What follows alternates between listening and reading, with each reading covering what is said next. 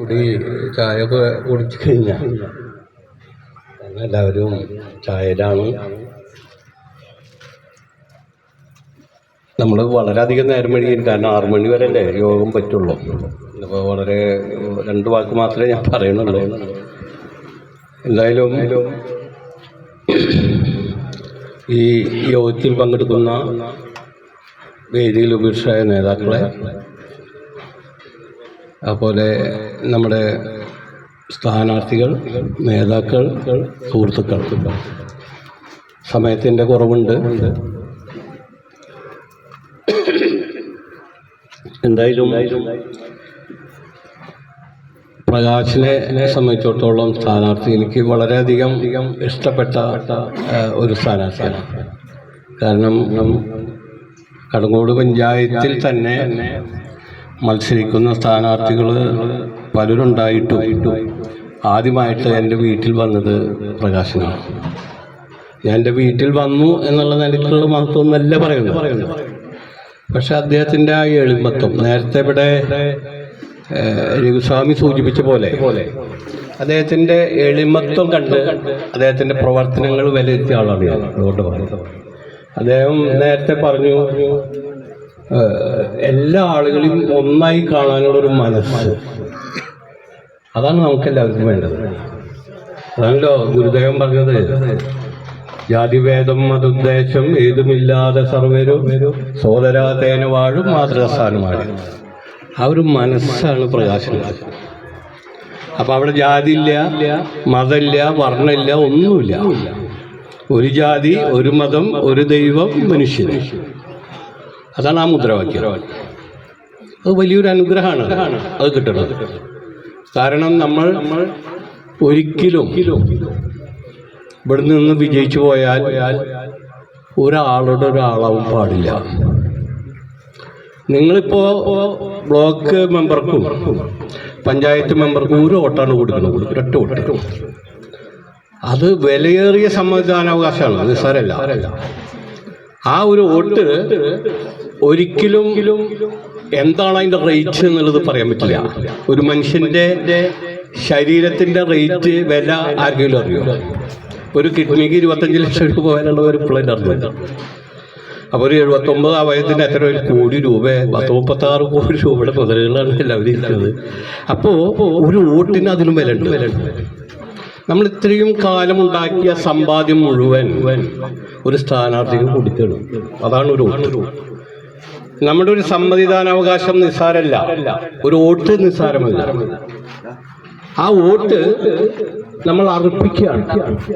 അപ്പം നിങ്ങൾ ഒരു വോട്ട് അദ്ദേഹത്തിന് അർപ്പിക്കുമ്പോൾ അദ്ദേഹം 5 കൊല്ലം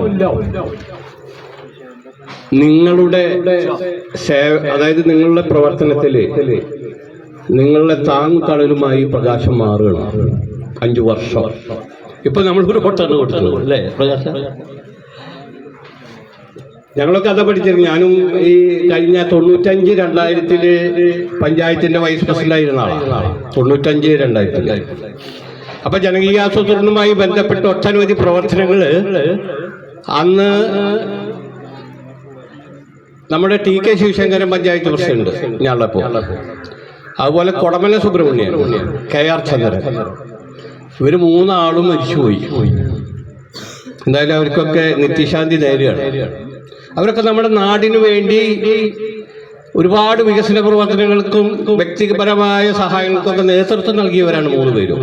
ചന്ദ്രനൊക്കെ നിങ്ങൾക്ക് അറിയാലോ, KR ചന്ദ്രനൊക്കെ. അപ്പൊ അന്നൊക്കെ ഞങ്ങൾ രാവിലെ മുതൽ വൈകുന്നേരം വരെ പഞ്ചായത്തിൽ പോവുമായിരുന്നു.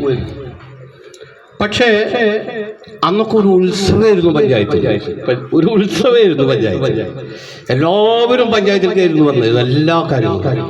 ഇന്ന് അവിടെ ഒരു ഫ്രണ്ട് ഓഫീസ് ഉണ്ട്. അവിടെ ഒരു പഞ്ചായത്ത് മെമ്പറെ പോലും കാണാൻ പറ്റാത്തൊരു സാഹചര്യം അവിടെ ഉണ്ടാക്കി വെച്ചിരിക്കണം. എന്തുണ്ടെങ്കിലും ഫ്രണ്ട് ഓഫീസിൽ പോയിട്ട് കൊണ്ടുവരണം. പഞ്ചായത്ത് എന്ന് പറഞ്ഞാൽ എന്താ, ആരെങ്കിലും മനസ്സിലാക്കിയിട്ടില്ല. പഞ്ചായത്ത് നമ്മുടെയാണ് പഞ്ചായത്ത്. ഈ പഞ്ചായത്തിലെ ജനങ്ങൾക്കൊരു ബുദ്ധിമുട്ട് വരുമ്പോൾ, ഒരു വിഷമം വരുമ്പോൾ അവരുടെ പ്രശ്നങ്ങൾക്ക് പരിഹാരം കാണാനുള്ളതാണ് പഞ്ചായത്ത്. അല്ലാണ്ട് ഒരു മെമ്പറുടെ കൂടെ നടക്കാനും അതുപോലെ ഒരു പ്രസിഡന്റിനെ കാണാൻ കാവല് നിൽക്കാനുള്ളതല്ല പഞ്ചായത്ത്. ഞങ്ങളൊക്കെ അങ്ങനെയാണ് പഠിച്ചത്. ജനകീയാസൂത്രണവുമായി ബന്ധപ്പെട്ട് എന്തെല്ലാം വികസന പ്രവർത്തനങ്ങൾ 95-2000 ഇവിടെ ചെയ്തിട്ടുണ്ടെന്ന് അറിയോ? ആ പ്രവർത്തനങ്ങൾ എന്നെ ഇവിടെ കാണുള്ളൂ, വേറെ ഒന്നും എനിക്ക് കാണാനില്ല. കാരണം ഈ വെള്ളറക്കാടുള്ള ആശുപത്രി, ആ ആശുപത്രി ഞങ്ങളുള്ളപ്പോൾ ഉദ്ഘാടനം ചെയ്തതാ.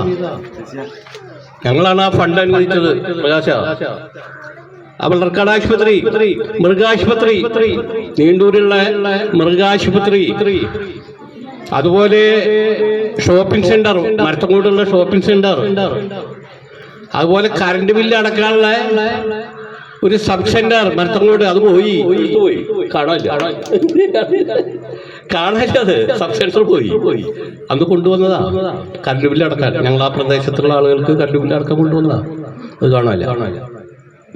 അതുപോലെ പഞ്ചായത്തിലുള്ള കൃഷിഭവൻ ഞങ്ങളിലൊക്കെ കൊണ്ടുവന്നതാ. അതുപോലെ കമ്മ്യൂണിറ്റി ഹാള്, അതൊക്കെ കഴിച്ചിട്ട് ഇവിടെ വേറെ എന്തുള്ളത് കാണാനില്ല. 95-2000 ഞാൻ ആരോടൊന്നും പറഞ്ഞിട്ടില്ല. ഞാൻ ആദ്യമായിട്ടാണ് ഇവിടെ പറയുന്നത്. പറയാൻ ഒരു അവസരം കിട്ടിയിട്ടില്ല. ഇതാണ് നമ്മുടെ പഞ്ചായത്തിന്റെ സ്ഥിതി. എന്ത് വികസനം നടത്തുന്നത് എന്നുള്ളത് എനിക്ക് മനസ്സിലാവുന്നില്ല. ഇവിടെ നേരത്തെ സൂചിപ്പിച്ച പോലെ ഇവിടെ ഞങ്ങളൊക്കെ 95-2000 ഭരിക്കുമ്പോ ആകെ ഒരു പ്രതിപക്ഷ MLA ഉണ്ടായിരുന്നുള്ളൂ. ഒരു പ്രതിപക്ഷ MLA സുജാത ബാലൻ ഇയാളുള്ളൂ, വേറെ ആരുമില്ല. ഒക്കെ UDF. ജലീലാദൂരടക്കം സ്വതന്ത്രനായിട്ട് മത്സരിച്ച് UDF. നിങ്ങൾക്കറിയാലോ. അപ്പൊ ആ ഒരു സ്ഥാനാർത്ഥിക്ക് ആ ഒരു സുജാത ബാലന്, CPM-ന്റെ സുജാത ബാലനെ ഞങ്ങൾ ചേർത്ത് പിടിച്ചു. ആ ഇയാല് പ്രദേശത്ത് ഞങ്ങൾക്ക് കിട്ടുന്ന അതേ ഫണ്ട്, അതേ വികസന പ്രവർത്തനങ്ങൾക്കുള്ള അതേ ഫണ്ട് അവർക്ക് കൊടുത്തു. അവിടെ നോക്കിയത് അവിടെ രാഷ്ട്രീയമല്ല, അവിടുത്തെ ജനങ്ങള് നമ്മുടെ ജനങ്ങളല്ലേ. അതാ ഞാൻ ആലോചിച്ചു പോയത്. ചറപ്പനാട് ഭാഗത്ത് വികസനപരമായ പ്രവർത്തനങ്ങൾ കിട്ടിയില്ല എന്ന് പറഞ്ഞ ഇവിടെ ജനങ്ങളല്ലേ ജീവിക്കുന്നത്. നേരത്തെ എന്താ പറഞ്ഞത്? നമ്മള് വികസന പ്രവർത്തനങ്ങൾക്കോ വ്യക്തിപരമായ സഹായങ്ങൾക്കൊന്നും ജാതിയോ മതമോ വർണ്ണമോ ഒന്നും നോക്കാൻ പാടില്ല എന്ന് പറയുന്നത് എന്തുകൊണ്ടാ? എല്ലാവരും മനുഷ്യരാണ് എല്ലാവരും.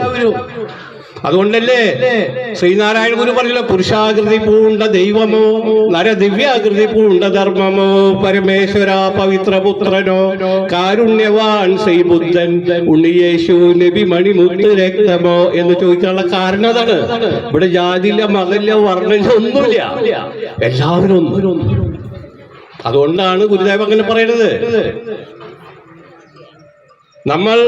നമ്മൾക്കറിയാം ഓരോ പ്രവാചകന്മാരും എന്താ പറയുന്നത്, അവിടെ ജാതി മതമൊക്കെയാണ്.